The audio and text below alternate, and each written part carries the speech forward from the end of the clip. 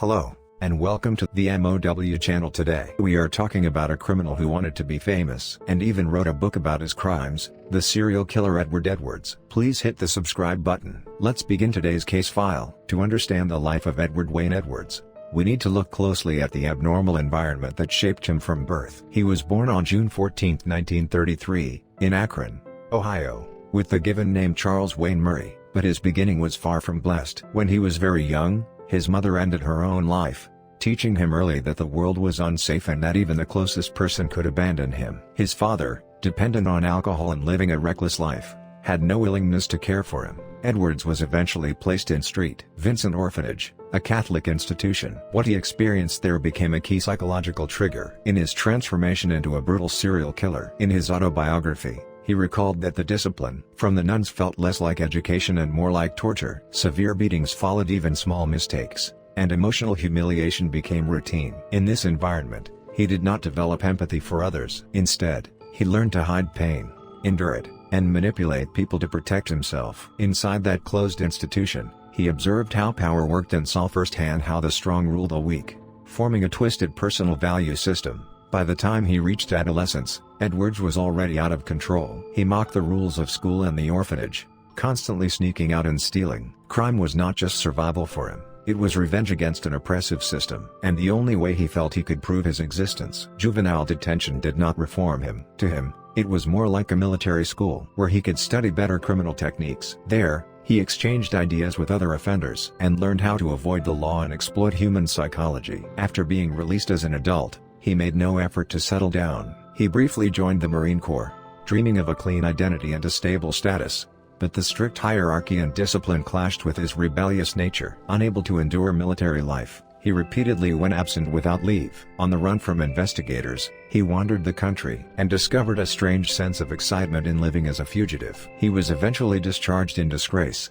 and from that point, his name began appearing regularly in law enforcement records. In his early 20s, Edwards became a drifter, moving across the United States without a permanent home. He worked jobs such as dock laborer and vacuum cleaner salesman, but these were only covers to move from one crime scene to another. Around this time, he abandoned his birth name and began using Edward Wayne Edwards, hiding his true identity. His early crimes focused mainly on robbing gas stations. They handled a lot of cash and were usually located on the outskirts of town, making escape easier. Yet he stood out from other criminals. While most tried to hide their faces, Edwards boldly showed his. He talked with clerks, created fear, and made sure they remembered him. This behavior came from his deep craving for attention. He wanted to be remembered as someone the authorities could not control. Even when he was imprisoned in Akron in 1955, he did not give up. Finding a weak point in the facility, he escaped, gaining a reputation as a dangerous fugitive rather than just a robber. After his escape, his boldness only grew. He crossed state lines while committing more crimes,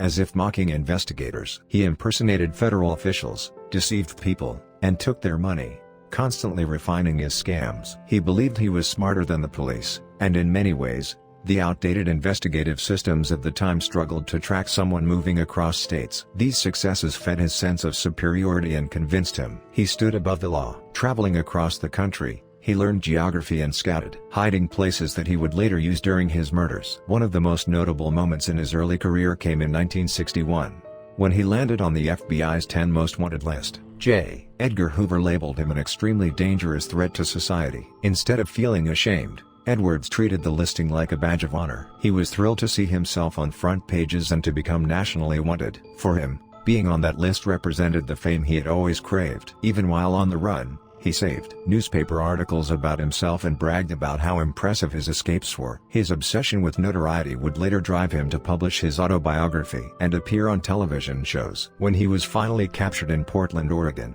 in 1962, he was no longer just a petty criminal. He had fully formed the mindset of a predator. His time in Leavenworth Federal Prison brought another turning point. There, he realized that pretending to be good was far more effective than using violence. He cried, acted remorseful, and studied psychology in public. Speaking on his own, he did not cure his criminal instincts. He learned how to hide them better. The ability to present himself as a reformed citizen, while continuing to commit murders for decades, was rooted in the escape skills and acting talent he developed during this period. His early life shows how a broken home can destroy a person's inner world, and how, when that damage combines with a hunger for glory, it can create something monstrous, carrying a warped desire for revenge against society.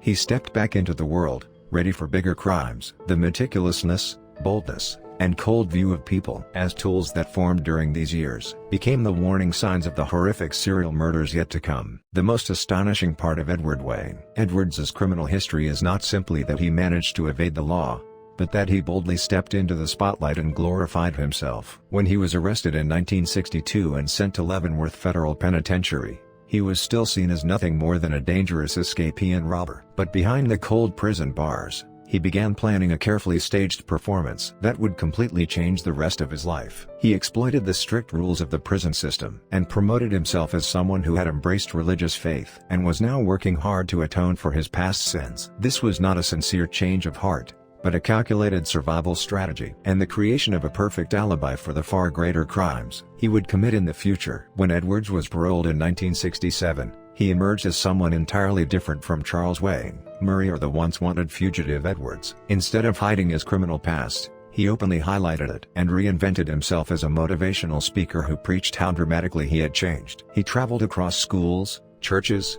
and community organizations, being portrayed as a man who brought hope to young people trapped in crime. His speaking skills were impressive, and he knew exactly how to manipulate emotions. He used the fact that he had once been on the FBI's 10 Most Wanted list as a kind of badge of honor, reinforcing the idea that even a criminal like him could transform. People were moved by his words and treated him as a hero who had stepped out of darkness into the light. During this time, he married a woman named Kay and built a family, eventually becoming the father of 5 children. To neighbors, he appeared to be a responsible, hard-working family man who loved his children. He actively took part in local events and earned trust wherever he went. Yet behind closed doors, a colder side existed. According to later testimony from his children, he ruled the household like a tyrant, emotionally dominating and abusing his family. But his public image was so flawless that no one suspected the tragedy unfolding inside his home. Edwards understood the power of the media better than most. In 1971, he even appeared on the popular television game show To Tell the Truth. On the program, where contestants tried to identify the real person among 3 individuals,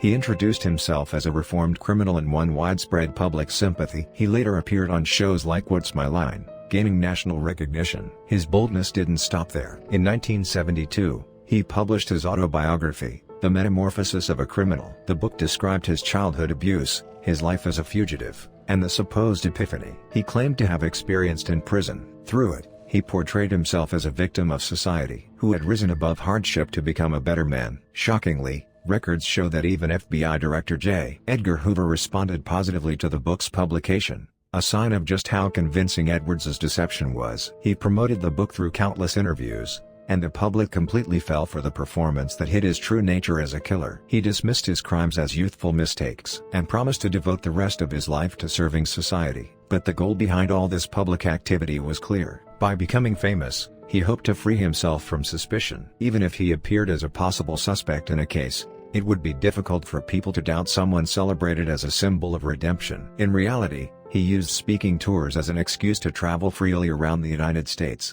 giving himself the perfect opportunity to scout victims, commit murders, and quickly disappear. He manipulated his travel schedule so that his appearances would line up with the timing of various crimes, effectively constructing airtight alibis. He turned his newfound status as a public figure into a powerful tool of crime. From 1974 onward, he began moving his family frequently across multiple states, including Pennsylvania, Ohio, and Wisconsin. He used numerous aliases, telling his family that the constant travel was related to speaking engagements or business opportunities. In truth, he was avoiding law enforcement and searching for new places to commit crimes. Wherever he moved, he closely studied local newspapers to monitor crime reports and investigative developments. Understanding police procedures better than most criminals, he could anticipate how an investigation would unfold and adjust accordingly. In some cases, he even called local police departments where murders had occurred, pretending to offer advice on crime prevention or assistance with investigations. This double life was a calculated exploitation of cognitive dissonance. People saw only the good neighbor they wanted to believe in, and refused to imagine the possibility of a murderer hiding beneath the surface. Edwards mocked this tendency, enjoying every moment of it. He signed books for readers who said they were inspired by his story, secretly laughing at them. He continued hunting from within the false narrative he had created. Even on days when he had killed, He stood confidently on stage and spoke passionately about love, peace, and redemption. The contrast revealed his deeply rooted sociopathic nature. His elaborate mask of redemption was more than a tool to escape punishment. It was a grand con against society and a way to confirm his own sense of superiority. He took pleasure in manipulating both law enforcement and the public, convinced they were all playing in the palm of his hand. Under the guise of a respectable citizen, he gained status and wealth while continuing to spill blood in the shadows. His actions during these years shattered the common belief that serial killers always hide in society's margins. Edwards hid in the brightest possible places, where suspicion rarely reached. This deception lasted for decades and became one of the main reasons so many of his crimes remained unsolved. In the history of criminal psychology, he stands out as an unparalleled master of disguise. Despite the title of his autobiography, he did not truly transform. He merely changed costumes, continuing his life as a predator beneath the surface. One of the most striking features of Edward Wayne Edwards' criminal behavior is that he often targeted young couples who were enjoying some of the happiest and most peaceful moments of their lives. By destroying the happiness of others, he tried to relieve the deep sense of inferiority and anger that lived inside him. His crimes went far beyond simple murder. They carried a sadistic element, driven by his desire to watch his victims experience terror and betrayal. Among his many crimes, the 1977 incident in Norton, Ohio, and the 1980 case in Wisconsin, known as the Sweetheart Murders, best reveal his true criminal nature. In August 1977, in the quiet town of Norton, Ohio, 21-year-old Billy Lavico and his 18-year-old girlfriend, Judy Straub, disappeared. They had been dating for about 8 months, and on the day of the incident, they were last seen in the parking lot of Silver Creek Metro Park. Edwards attacked them while they were sitting in their car after nightfall, armed with a 20-gauge shotgun. He threatened them and fired at close range before they had any chance to resist. Their bodies were found the next day in thick weeds nearby. Their shoes and wallets were still at the scene, suggesting that the motive was not robbery but murder itself. Even after committing the crime, Edwards did not allow it to disrupt his daily life. He went home, acted like a loving father to his children, and continued promoting his book. Investigators at the time treated the case as a random killing, but with no witnesses and little evidence, it remained unsolved for decades. 3 years later, on August 9, 1980, an even more brutal crime occurred in Jefferson County, Wisconsin. Kelly Jo Drew, age 20, and Tim Hack, age 19, who had been high school sweethearts, disappeared after attending a wedding reception. Edwards had been watching them near the reception site and seized the moment when they headed toward their car. He abducted them and drove them to a remote field, where he tortured and assaulted them for hours. Kelly Jo was sexually assaulted and then strangled, while Tim died from fatal stab wounds. Edwards scattered their clothing around the area, as if mocking the investigators. The crime shocked the community and terrified young couples throughout the region. Edwards had been staying at a nearby campground at the time and was questioned by police,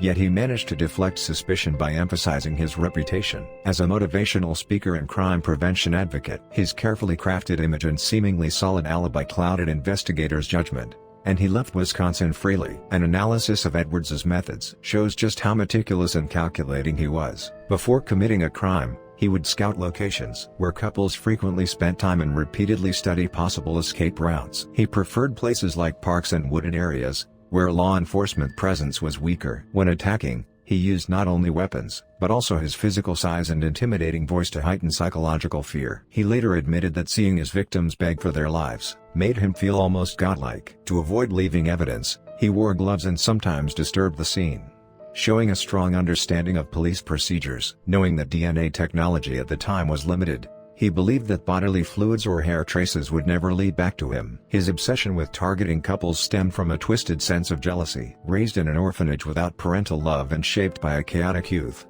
Edwards viewed loving young couples as symbols of everything he lacked. By destroying their happiness, he felt a brief sense of satisfaction. He did not simply kill his victims. He degraded their relationships in cruel and symbolic ways. In some cases, he forced one partner to witness the death of the other, taking pleasure in maximizing emotional suffering. These behaviors clearly place him within the profile of a highly organized serial killer. Even after committing his crimes, Edwards often acted boldly. Rather than hiding bodies, he sometimes left them where they would be easily found, waiting for the media to report on his acts. He secretly enjoyed reading newspaper articles about the fear he had created. He would even watch news coverage of his own crimes with his family, criticizing the victims or laughing at the police. His desire for attention fused dangerously with his violence. To him, murder became a twisted form of entertainment, and he believed he controlled the fear spreading through communities. During this period, Edwards expanded his hunting grounds across the United States, beyond Ohio and Wisconsin. He is suspected of carrying out similar crimes in states like Pennsylvania and Illinois. Each time he moved,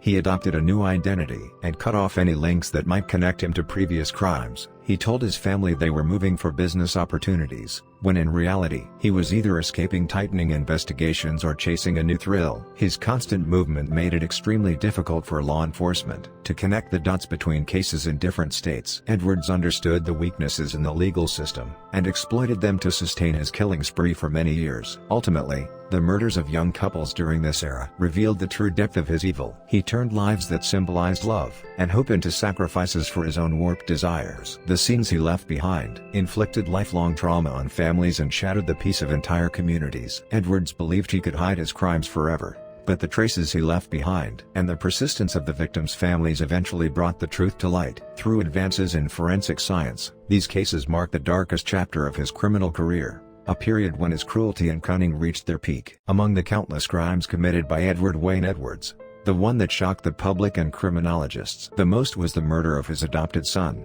Danny Boy Edwards. This case revealed that he was more than just a serial killer driven by the thrill of random violence. It showed a sociopathic nature that calculated financial gain and destroyed even the closest human relationships. Danny Boy's real name was Danny Logluckner. He had lived with the Edwards family for many years and trusted Edward as if he were his real father. Edwards pretended to be a caring parent and earned his loyalty, all while quietly advancing a horrifying plan. By 1996, Edwards was either facing financial strain or seeking an opportunity to satisfy his criminal urges. While also securing a large sum of money, he took out a life insurance policy worth $250,000 in Danny Boy's name. It was a huge amount at the time, and the entire payout was arranged to go directly to Edwards if Danny Boy died. To collect the money, Edwards decided to kill him and began preparing in advance. He exploited the fact that Danny Boy was serving in the military, pretending to sympathize with the hardships of military life. He emotionally manipulated him and eventually pressured him to go absent without leave. Edwards knew that if Danny Boy became a deserter, he would be socially isolated and the military would be less likely to conduct an active search if he disappeared. Deceived by Edwards's gentle words, Danny Boy left the military and hid at the only place he believed was safe, his adoptive father's home. Edwards reassured him, promising protection, then took him to a wooded area near his house in Burton, Ohio. The spot was remote and rugged, ideal for committing a crime. Claiming they had to avoid anyone who might be looking for them, he lured Danny Boy deeper into the forest and then fired 2 shots straight into his face, killing the young man who had trusted him. Completely exposed the absolute absence of humanity inside Edwards. Afterward, he buried the body in a shallow grave and covered it with dirt and leaves. His behavior after the murder was even more deceitful. He acted worried, pretending Danny Boy had suddenly disappeared, and filed a false runaway report with the police. He insisted that, since Danny Boy was a deserter, it was likely he had gone into hiding on his own. When hunters later discovered Danny Boy's remains, Edwards once again played the role of a grieving father. He held a funeral-like ceremony,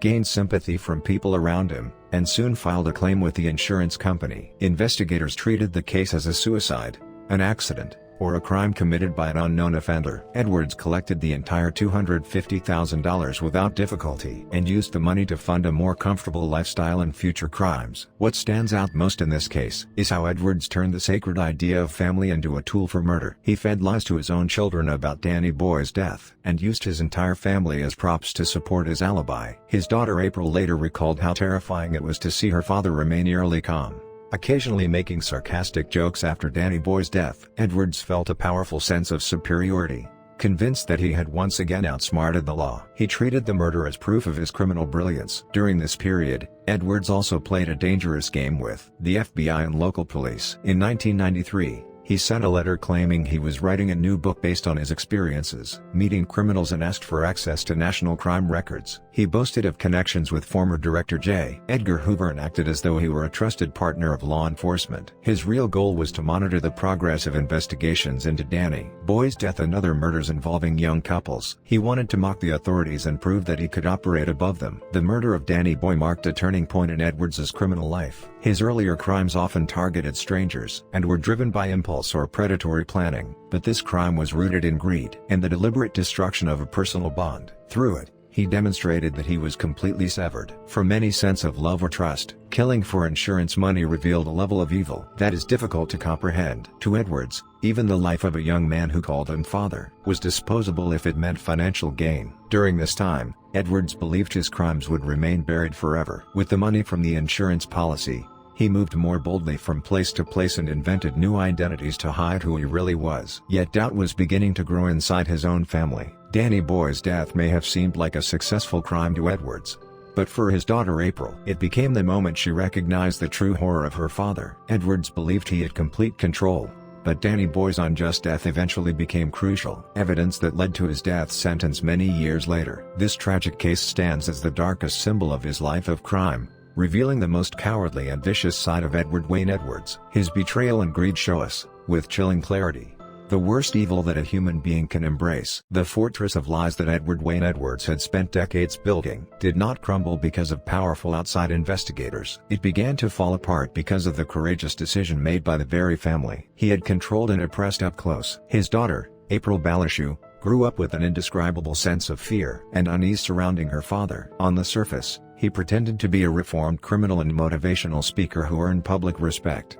But inside the home he was a tyrant who emotionally isolated his family and constantly used physical and verbal abuse. April especially noticed how obsessively and irrationally he reacted to news stories about crimes and serial killers. He would shout at the television while watching documentaries about the Zodiac Killer, insisting that the crimes had not really happened the way they were described, and he constantly forced his family to move, demanding that his children erase any trace of their past. These disturbing memories were deeply imprinted in April's subconscious. As an adult with a family of her own, April began researching unsolved crimes in the areas where they had once lived, trying to uncover the truth about her father's darkness. In 2009, she came across records of what became known as the Sweetheart murders in Wisconsin. The date and location matched almost exactly with the time her father had taken the family to that area. April could not shake the feeling that her father might be the killer. Eventually, she called the Jefferson County Sheriff's Office in Wisconsin to report her suspicions. Detective Chad Garcia was skeptical at first,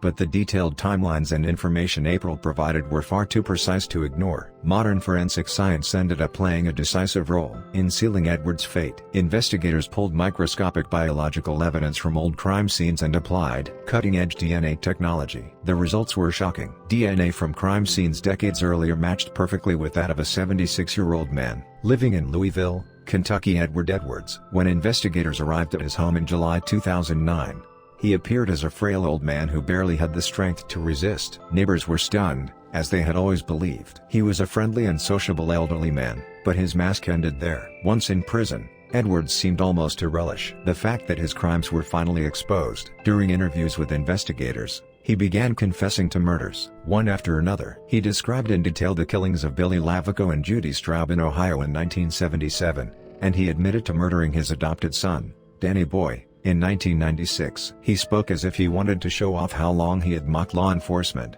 displaying no trace of remorse for his victims. His confessions were not simply attempts to reduce his sentence. They were his final twisted way of ensuring he would be remembered as a legendary criminal. During trial, Edwards appeared in court in a wheelchair. Despite serious health issues, he maintained a defiant, arrogant attitude toward the judge and prosecutors. In 2010, he was convicted of 4 murders committed in Ohio and Wisconsin, and was sentenced to life in prison. In March 2011, he received a death sentence for killing his adopted son, Danny Boy, for insurance money. It was an exceptionally rare and severe punishment for someone of his age. In American legal history, the court condemned his cruelty and deception, and the families of his victims finally gained a measure of peace. Only a month after receiving the death sentence, on April 7, 2011, Edwards died at the Correctional Medical Center in Columbus, Ohio. He died of natural causes before his execution could be carried out, leaving many people feeling unsatisfied. But the law had already delivered its judgment. Even after his death, the name Edward Edwards did not disappear from American crime history. He continued to be linked in speculation to some of the most famous unsolved cases in the United States,